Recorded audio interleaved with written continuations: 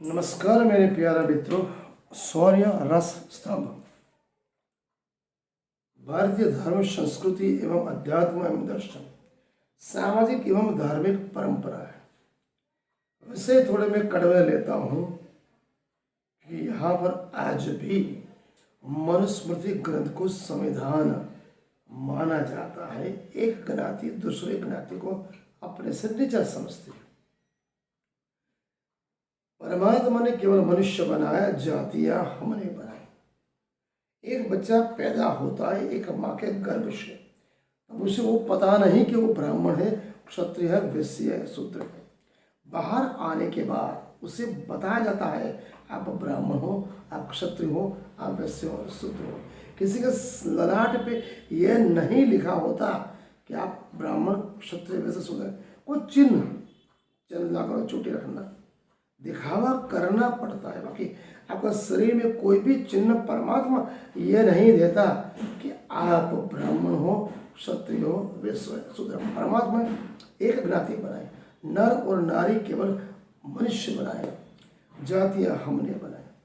Doctor बाबा साहब आंबेडकर क्या कहते हैं, 12वीं या धर्म ग्रंथ परंपरा, दो स्मृति, दोनों के बीच का संघर्ष है। वहां मनुस्मृति कहती है कि किसी भी हिंदू व्यक्ति का बुद्धि के साथ कोई सुसंगम ही नहीं। बृहस्पति भी यही कहता है, जिस विषय में श्रुति और स्मृति परस्पर आदेश देती है वहां पर हिंदू अपनी बुद्धि का ही उपयोग नहीं करता। महाभारत कहती है, पुराण मानवो धर्म सांग वेद शिक्षक कीर्तिसम आग्ना सिद्धानि चत्वारि न हंत व्यानि हितु। कहने का तात्पर्य आदेश का आपको पालन करना जरूरी है। ज्ञाति और वर्ण एक ऐसे विषय है जिसकी चर्चा वेद और स्मृति ने की।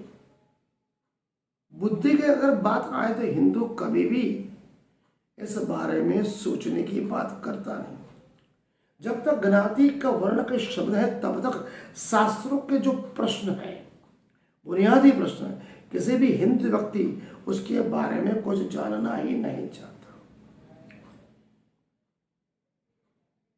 ज्ञाति और वर्ण एक श्रद्धा, अंधविश्वास को बौद्धिक तौर पर जांचने का, परखने का काम एक हिंदू नहीं करता। पहले क्या था, आज से 100 साल पहले रेलवे का प्रवास जाओ या विमान प्रवास जाओ तो आज भी हिंदू ब्राह्मण लोग क्या बोलते हैं, विदेश प्रवास जाना, अंतरिक्ष में जाना, रेलवे जाना धर्म परंपरा बने, फिर भी लोग जाते हैं। कहीं ना कहीं हिंदू व्यक्ति अपने ज्ञाति और जाति को संभाल के एक दायरे में बैठा हुआ है। यहाँ पर बिन हिंदू जिन्हें सिख, मुस्लिम, बुद्ध और महावीर, क्रिस्ती शांत बैठे। इस परिस्थिति में हिंदू की जो बुद्धि है मेरे हिसाब से बिल्कुल कोड़े के भाव की, केवल कॉमन मैन चिला चालू विचार करने की है। वो सिद्धांत और निर्धारित स्वरूप जो उन्होंने वेद और स्मृति ने दिया उसी के ज्ञान के आधार पर वो समर्थन देता भी है और समर्थन मानता भी है। सक्रिय किसी भी प्रकार का प्रयास नहीं करता। अगर धर्म संकट आ गया, कटोकटी आए भाई, उस विभाग में भी वो अपने आप को धर्म, पंथ और संप्रदाय और रीति रिवाज के नाम पर ही मानता है। हिंदू अगर मन में ऐसा प्रश्न जागता है कि ज्ञाति हर हमेशा मुझे संभाल नहीं है तो उसको ज्ञाति के संभल के बैठता है। वो प्रश्न ये कभी नहीं उठता कि एक हल्का सा छोटा सा कदम आगे बढ़ो, ज्ञाति तोड़ दूंगा, कहीं और कहाँ जाऊंगा, ये प्रश्न भी उसके मन में कभी उठता नहीं। जैसे पैदा होता, जैसे उसके पूर्वजों ने आनंद पालन किया, वैसे ही वो जीवन भर उसी परंपरा में अपने आप को डालता है। कुछ भी नया करना चाहता नहीं। कारण क्या है? उसको नियम कहां से मिले? शास्त्र से मिले। शास्त्र बोलता ज्ञाति जाति संभालो, अन्यथा आप नाथ के बाहर जाओगे, वापस आना है तो शुद्धिकरण भी शास्त्र और स्मृति के हिसाब से करना पड़ेगा। तो उसका जो विचार था सुबह कर ब्रह्मांड में पहुंचने का, पढ़ लिख कर भी आज का हिंदू पढ़े लिखे होने के बावजूद भी अशिक्षित है कि वो धर्म, पंथ, संप्रदाय और विचार के नाम पर उसकी बुद्धि कुंठित है। यहाँ पर ज्ञाति और अस्पृश्यता पिछले 5000 साल से भारत में चले, उसकी नेक्स्ट नागरिक ने अनेक लोगों ने काम किए। उसमें रामानुज थे, कबीर थे, गुरु ग्रंथ साहब थे, गुरु गोविंद सिंह जी, संत रविदास थे, महामती प्राणनाथ जी थे। उन्होंने सुधार किए, सभी वेद शास्त्र पुराण पढ़े और उन्होंने बताया कोई भी चीज नहीं लिखी कि ज्ञाति और जाति परमात्मा ने बनाए। फिर भी हिंदू मानस वही मनुष्य शास्त्र के हिसाब से चलता है। शास्त्रों में क्या बोलते हैं? सदाचार। शास्त्र हमारे धर्म, शास्त्र विरुद्ध अगर प्रश्न भी अगर जागता भी है तो क्या बोलते हैं? इंसान सदाचार में रहो। सदाचार का मतलब है कि कोई भी व्यक्ति, सदाचार का मतलब अच्छे करो, बुरे कर्म मत करो। लेकिन ये बात नहीं, सदाचार का मतलब क्या होता है? शुभ कार्य, ऐसे सज्जन पर एक कार्य जो आपको कुरिवाज, पाखंड, अंधश्रद्धा और आडंबर से दूर रखे, उसे शुभ कार्य सदाचार कहते हैं। स्मृति, स्मृति और सदाचार तीनों एक दूसरे के अपोजिट, असमान, विकृत है।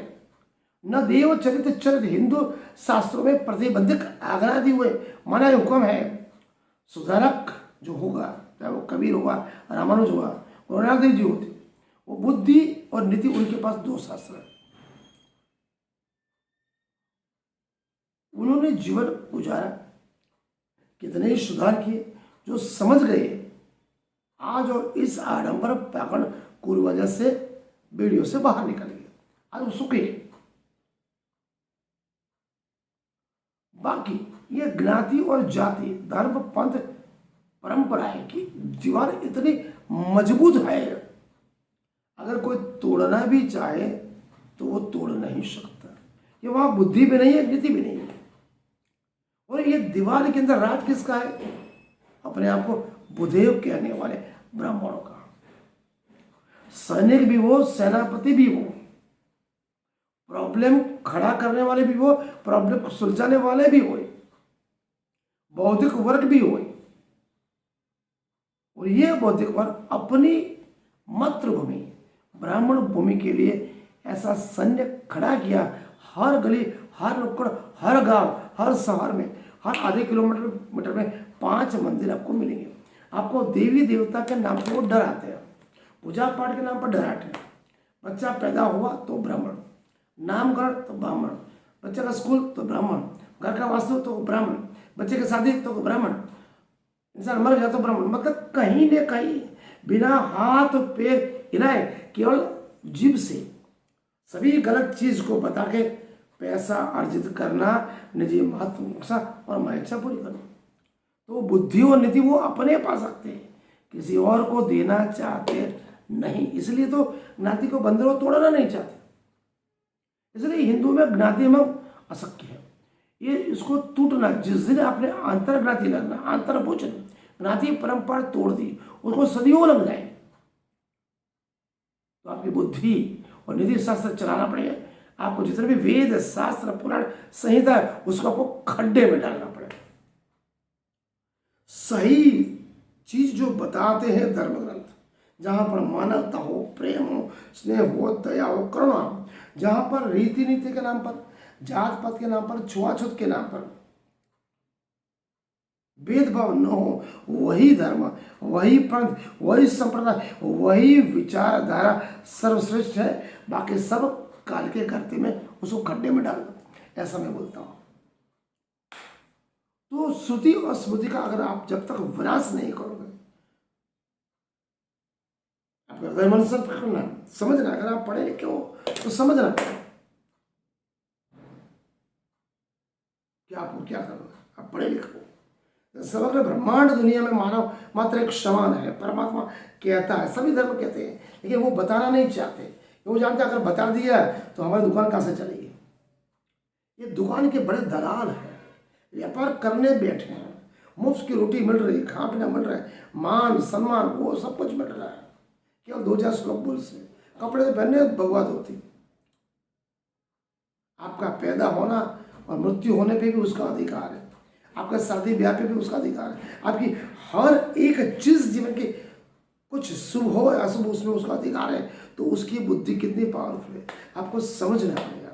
मैं तो बोलता हूँ किसी भी धर्म ग्रंथ को पढ़े लिखो, पढ़ो, खामियां ढूंढो, उनसे प्रश्न पूछो कि भाई ये कहाँ लिखा है, वो कोई जवाब नहीं दे पाएगा। 33 कोटि में 33 देवी देवता के नाम उनको पता नहीं, उनकी उत्पत्ति ही उनको पता नहीं, कौन से ग्रंथ में लिखा वो उसको पता है, फिर भी वो झूठ पे झूठ बोलते हैं, आप उसको विश्वास करते हो क्योंकि आप बुद्धि और नीति का उपयोग नहीं करते। इसलिए ज्ञाति परंपरा से बाहर निकले, अपने आप को विश्व मानव अगर बनाना है तो उस पूर्ण परमात्मा श्री कृष्ण की ओर सोचना पड़ेगा, जिसमें दिल में केवल प्रेम, स्नेह, दया, करुणा और अहिंसा थी। सबके लिए मानव मात्र एक समान विश्व बंधुत्व भाईचारा जो दिखाए उसी को पकड़ो, बाकी को लात मारो। आज का अध्याय थोड़ा कड़वा है, मनन करे, चिंतन करे। आपने मुझे प्रेम से सुना, अनुग्रहित किया। प्रणाम।